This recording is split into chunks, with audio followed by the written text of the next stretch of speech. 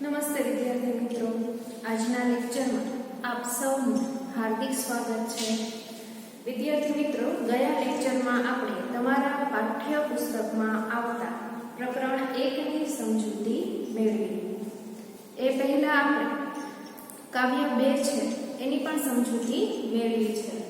હવે વિદ્યાર્થી મિત્રો, આજે આપણે તમારા પાઠ્ય પુસ્તકનું ચેપ્ટર 3 પ્રકરણ 3 દ્વિદલ પાઠની સમજૂતી મેળવવાની છે. તો બધા જ વિદ્યાર્થી મિત્રો છે એ પોતાનું પાઠ્યપુસ્તક છે એ પાસે લઈને બેસે અને પાઠની સમજૂતી આપતા સમયે બુકમાં ધ્યાન રાખે. હવે વિદ્યાર્થી મિત્રો, આપણે અગાઉ દરેક લેક્ચરમાં કહેતા હતા કે તમારે બુકમાં કઈ રીતે લખવાનું છે. વ્યાકરણનો વિભાગ છે એમાં વ્યાકરણના ટોપિક અને પાઠ્યપુસ્તકના જે પ્રકરણ છે એ આપણે વિભાગ 1 માં એ રીતે બુક બનાવવાનું કહ્યું છે.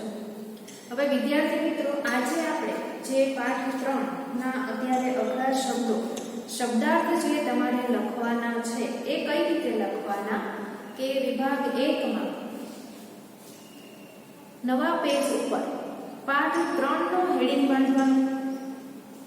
પાઠનું નામ લખાઈ જાય પછી પાઠના લેખકનું નામ લખવાનું, એમનો જન્મ અને મૃત્યુ હોય તો મૃત્યુ લખવાનું.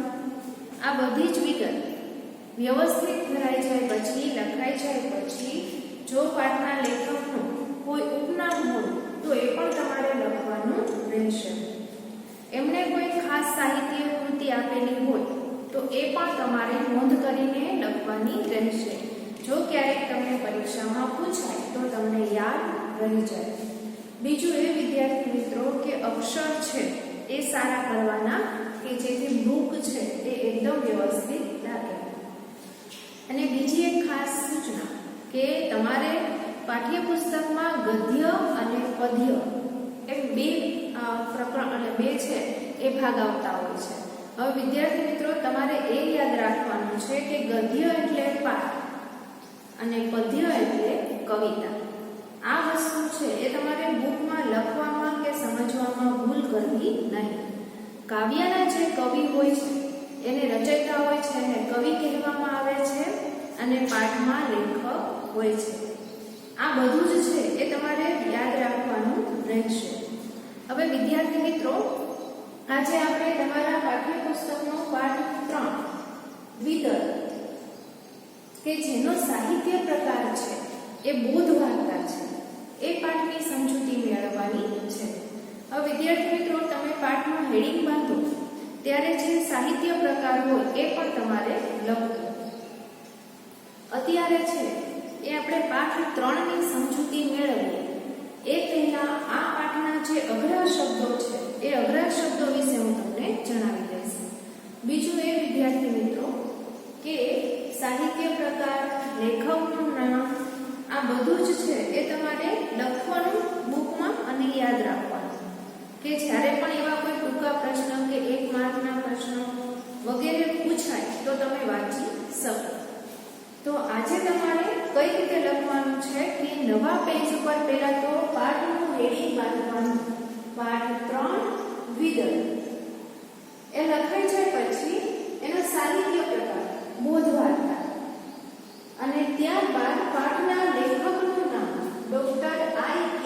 વીજળીવાળા એ લખાઈ જાય પછી તેમનો જન્મ 14/7/1960.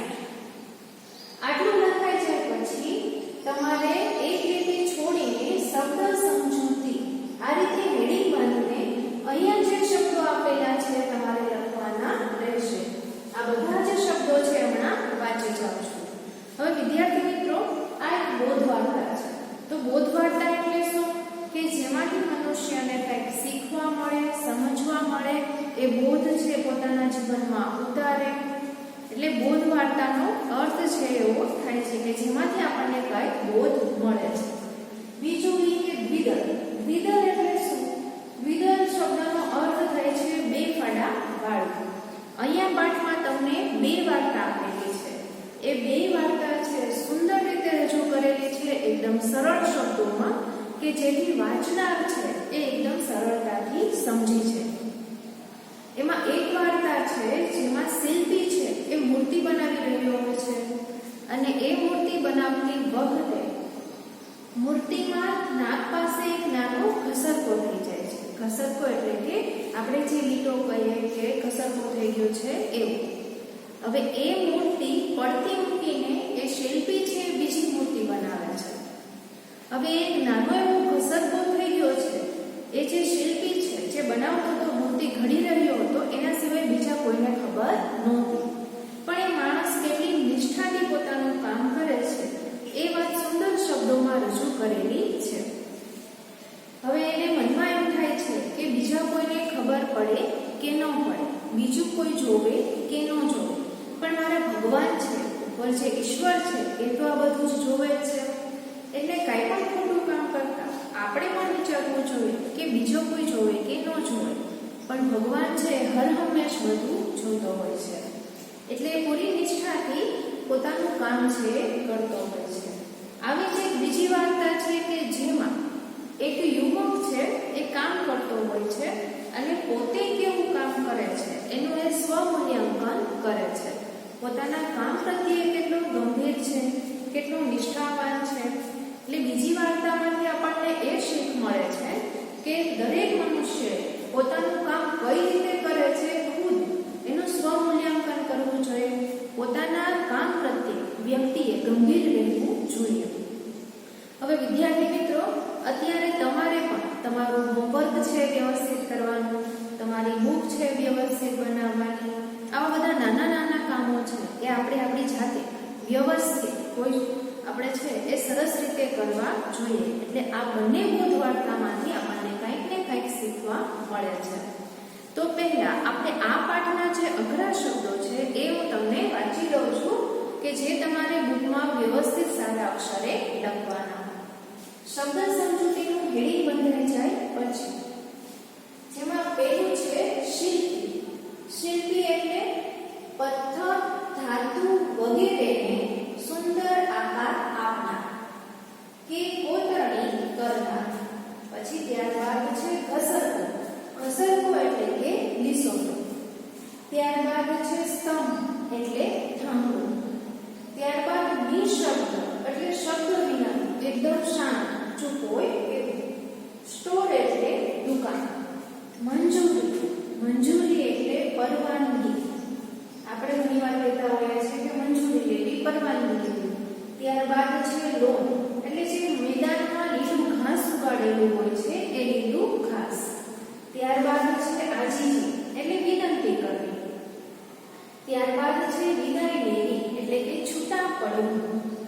સ્વમૂલ્યાંકન એટલે પોતે પોતાની જાતનું મૂલ્યાંકન કરવું. પોતે કેવું કામ કરે છે એ માણસ, એ વ્યક્તિ ખુદ એની તપાસ કરે, ચેક કરે, સ્વમૂલ્યાંકન કરે. તો આજે આપણે આવા સરસ બે વાર્તા છે તમારા પાઠમાં જે આપેલી છે એ બંને વાર્તાની સમજૂતી છે એ મેળવવાની છે. તો વિદ્યાર્થી મિત્રો, હવે તમે તમારા પાઠ્યપુસ્તકમાં ધ્યાન આપજો.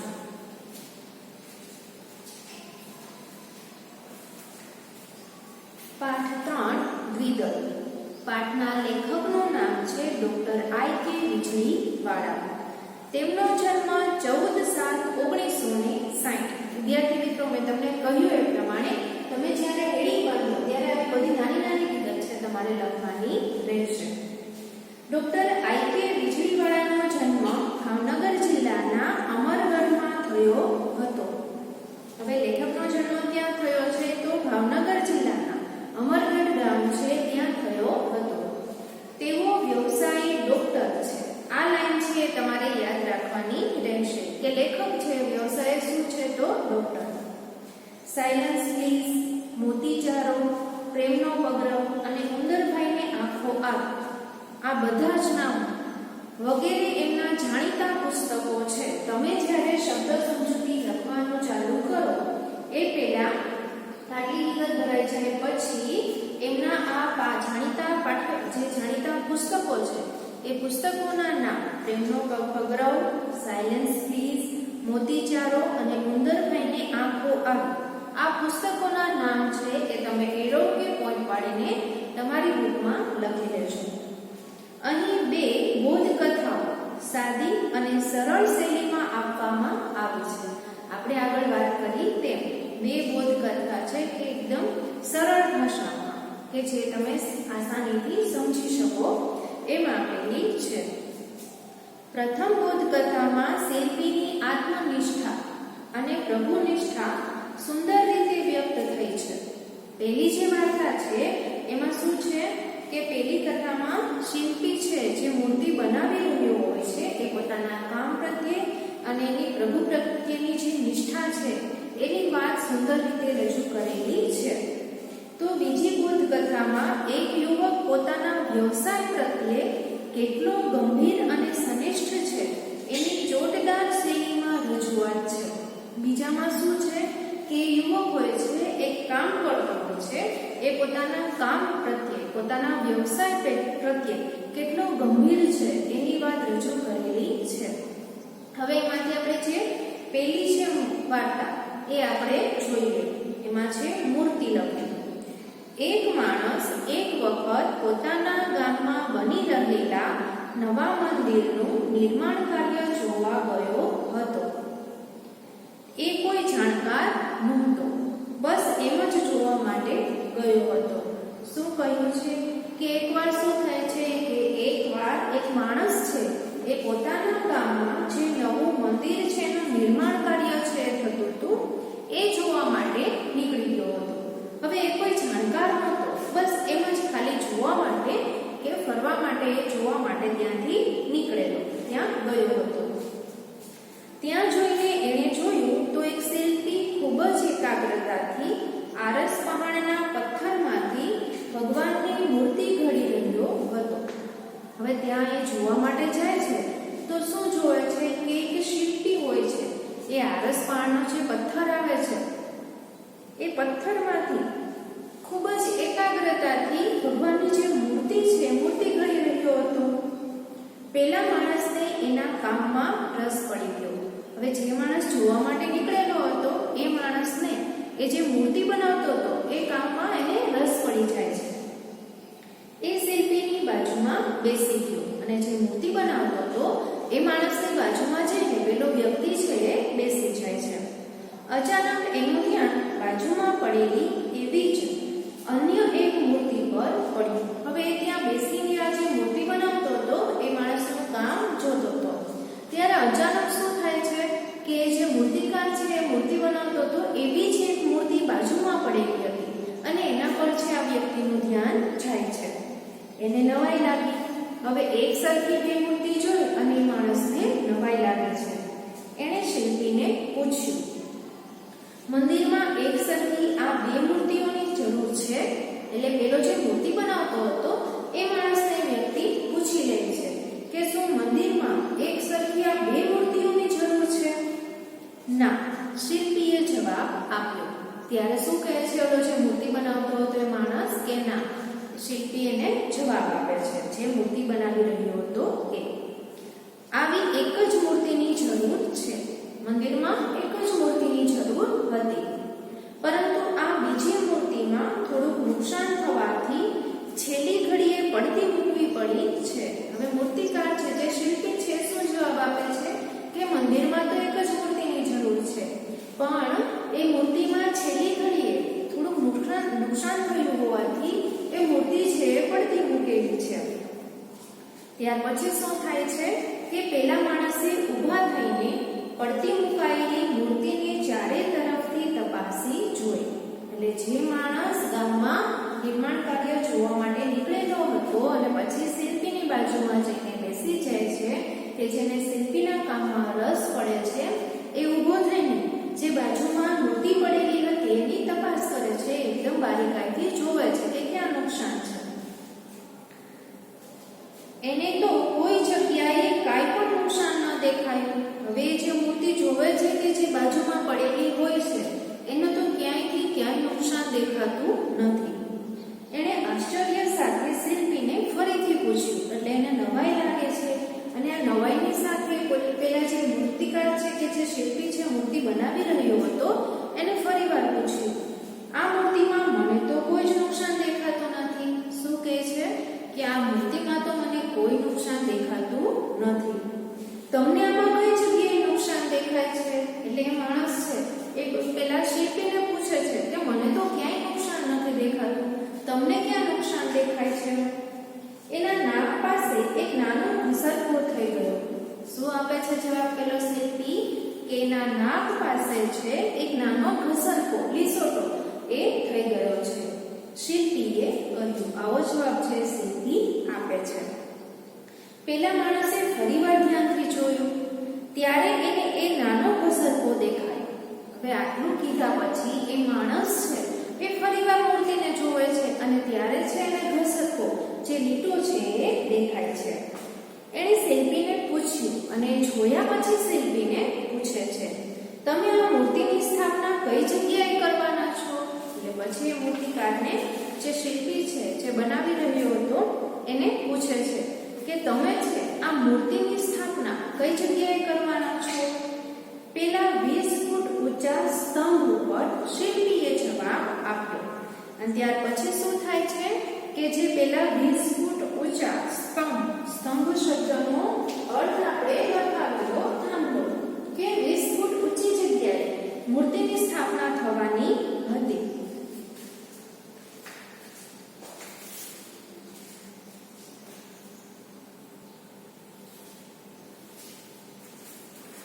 ત્યાર પછી શું થાય છે વિદ્યાર્થી મિત્રો કે પેલા માણસના આશ્ચર્યનો પાર ન રહ્યો.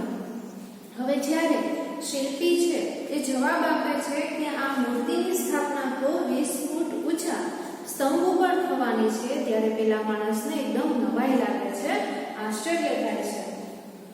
એનાથી કહેવાય ગયું ભલા આદમી જો આ નાનકડી મૂર્તિની સ્થાપના એટલી બધી ઊંચે જ કરવાની હોય તો આવી ખોટી મહેનત શું કામ?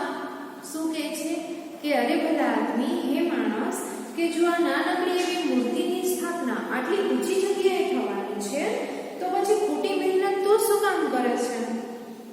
ત્યાં વળી કોણ જોવાનું છે કે એના નાક પર નાનો ઘસરકો છે? એમ કહે છે કે આટલી બધી ઊંચી જગ્યા પર જ્યારે મૂર્તિની સ્થાપના થવાની છે તો ત્યાં કોણ જોવાનું છે કે એના નાક પાસે ઘસરકો થઈ ગયો છે કે લીસોટો છે?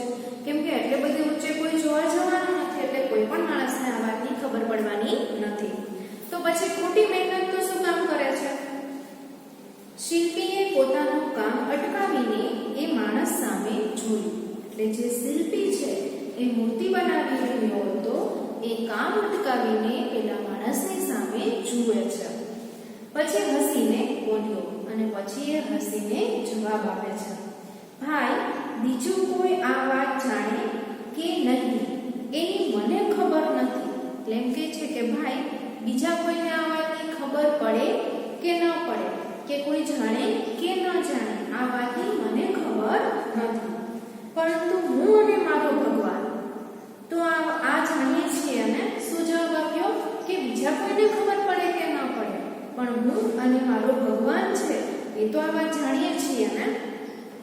એટલું કહી એટલી જ એકાગ્રતાથી એણે પોતાનું કામ ફરીથી શરૂ કરી દીધું. એટલે પેલા શિલ્પીએ પેલા માણસને આ જવાબ આપીને એ પોતાનું કામ છે એ ફરીવાર શરૂ કરી દે છે. નિશબ્દ બની પેલો માણસ એ શિલ્પીને જોઈ રહ્યો અને પેલો જે માણસ છે એ એકદમ ચૂપચાપ શાંત થઈ જાય છે અને જે શિલ્પીના કામને કે શિલ્પીને એ જોઈ રહ્યા છે. હવે વિદ્યાર્થી મિત્રો શું કહ્યું છે કે તમને આમાં બેના જે સ્ટોરી કથા વાર્તા આપેલી છે એમાં પેલી વાર્તા વિશે આપણે જાણ્યું કે એક વખત એક ગામમાં જે પોતાના ગામમાં મંદિરનું જે નવા મંદિરનું નિર્માણ કાર્ય થતું હતું એ ગામમાં માણસ છે એ વ્યક્તિ છે એ નિર્માણ કાર્ય જોવા માટે નીકળી પડે છે. એ કોઈ જાણકાર નહોતો પણ એમ જે જોવા માટે નીકળી જાય છે અને ત્યારે એ શું જોવે છે કે એક શિલ્પી છે એ ભગવાનની મૂર્તિ બનાવી રહ્યો હતો અને એના કામમાં એ વ્યક્તિને રસ પડી જાય છે. એટલે પેલા શિલ્પીની બાજુમાં જઈને બેસી જાય છે અને એ શિલ્પી જે મૂર્તિ બનાવતો હતો એનું કામ એ ધ્યાનથી જોવે છે. અને ત્યાર પછી શું થાય છે કે એવી જ એક મૂર્તિ કે શિલ્પી જે બનાવી રહ્યો હતો એવી જ એક મૂર્તિ બાજુમાં પડેલી હતી. એનું ધ્યાન એ મૂર્તિ તરફ જાય છે અને ત્યારે એને પછી એ શિલ્પીને પૂછે છે કે શું મંદિરમાં એક સરખી બે મૂર્તિઓની જરૂર છે ખરી? ત્યારે પેલો શિલ્પી છે એ જવાબ આપે છે કે ના, મંદિરમાં એક સરખી બે મૂર્તિઓની જરૂર નથી, પણ જે પેલી મૂર્તિ છે જે બાજુમાં પડેલી હતી એમાં થોડુંક નુકસાન થયું હોવાથી જે શિલ્પી છે એવી જ બીજી મૂર્તિ બનાવી રહ્યો હતો. અને ત્યાર પછી એ માણસ છે પેલા શિલ્પીને પૂછે છે કે આ મૂર્તિની સ્થાપના કઈ જગ્યાએ થવાની છે? ત્યારે પેલો શિલ્પી જવાબ આપે છે કે 20 ફૂટ ઊંચા સ્તંભ પર એ મૂર્તિની સ્થાપના થવાની હતી. ત્યારે પેલો વ્યક્તિ શું કરે છે કે અરે ભલા માણસ, જો આટલી ઊંચી જગ્યા પર એ મૂર્તિની સ્થાપના થવાની છે તો ત્યાં વળી કોને ખબર પડવાની કે મૂર્તિમાં નુકસાન છે? ત્યારે પેલો શિલ્પી છે એ જવાબ આપે છે કે બીજા કોઈને ખબર પડે કે ન પડે, પણ હું અને મારો ભગવાન છે એ તો આ વાત જાણીએ છીએ ને. આટલું સરસ છે. પોતાના કામ પ્રત્યે શિલ્પી છે એકદમ નિષ્ઠાવાન હતો, ગંભીર હતો. આ સરસ વાત છે અહીંયા રજૂ કરેલી છે. અને આ સાંભળીને પેલો માણસ છે એકદમ ચૂપ થઈ જાય છે, નિશબ્દ બની જાય છે. અને પછી આ જે વાર્તા છે એમાંથી આપણને શું શીખવા મળે છે કે આપણે જે કંઈ પણ કામ કરીએ છીએ એમાં બીજા કોઈને ખબર હોય કે ન હોય, પણ ઉપર જે ભગવાન છે એ ભગવાન છે ને બધી જ ખબર હોય છે. હવે વિદ્યાર્થી મિત્રો, અહીંયા આપણે તમારા પાઠ્યપુસ્તકમાં જે બે વાર્તા આપેલી છે પાઠ 3 માં, એમાંથી એક વાર્તાની આપણે સમજૂતી મેળવી. હું ફરીવાર છે એ અઘરા શબ્દો બીજી વાર વાંચી જાઉં છું કે જે તમારે તમારી બાકી બુકમાં લખવાના રહેશે. પેલું છે શિલ્પી, આપણે જોયું તેમ પથ્થર, ધાતુ વગેરેને સુંદર આકાર આપનારથી કોતરણી કરનાર. ત્યારબાદ છે કસરતો એટલે કે લીસોટો થઈ ગયો હોય છે એ. ત્યારબાદ છે સ્તંભ એટલે થાંભલો. ત્યાર પછી નિશબ્દ એટલે શબ્દ વિનાનું એકદમ શાંત. ત્યાર પછી સ્ટોર એટલે કે દુકાન. મંજૂરી એટલે કે પરવાનગી. ત્યાર પછી છે લોન એટલે લીલું ઘાસ કે મેદાનમાં ઉગડેલું હોય છે એ. આજીજી એટલે વિનંતી. વિદાય લેવી એટલે છૂટા પડવું. સ્વમૂલ્યાંકન એટલે પોતે પોતાની જાતનું મૂલ્યાંકન કરવું. હવે વિદ્યાર્થી મિત્રો, આજે આપણે અહીં સુધી રાખશું. આના પછીના લેક્ચરમાં તમને જે પાઠ 3 માં બીજી વાર્તા આપેલી છે એ વાર્તાની આપણે સમજૂતી મેળવીશું. તો વિદ્યાર્થી મિત્રો, આજનો આપણો આ લેક્ચર છે એ અહીંયા પૂરો કરીએ છીએ. આભાર.